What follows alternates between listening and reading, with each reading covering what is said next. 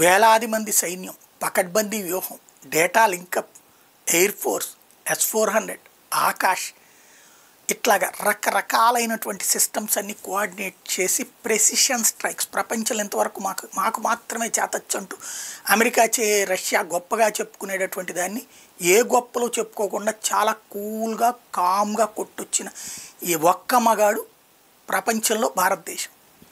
Israel చేయగలుగుతుంది precision strikes, మనం చేయగలుగుతాం. అయితే ఇజ్రాయెల్కి కూడా పర్ఫెక్ట్ కుదరట్ల, పక్కనున్న జనం చస్తున్నారు, మనం పక్కనున్న జనం చావకుండా చేసాం.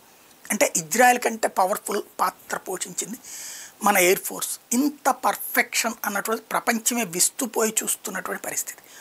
అట్లాంటి భారత సైన్యానికి సంబంధించినంత వరకు ఇప్పుడు ఎదురయ్యేటటువంటిది విచిత్రం ఏంటంటే, మనం ఇంతగా గెలిస్తే పాకిస్తాన్ వాడేమో హోర్డింగులు పెట్టుకుని మనం గెలిచామని, లేకపోతే వాడికి వీడికి అవార్డులు ఇచ్చుకుని గెలిచామని ప్రకటించుకునేటటువంటి నీచ దేశం. అంటే వాళ్ళు విచిత్రం ఏంటంటే, యుద్ధానికి ఖర్చు పెట్టేదానికంటే కూడా పబ్లిసిటీకి ఖర్చు పెట్టుకున్నారు, తద్వారా గెలిచేసినట్టుగా బిల్డప్ చేసుకుంటున్నారు. ప్రపంచం అంతా గమనిస్తోంది.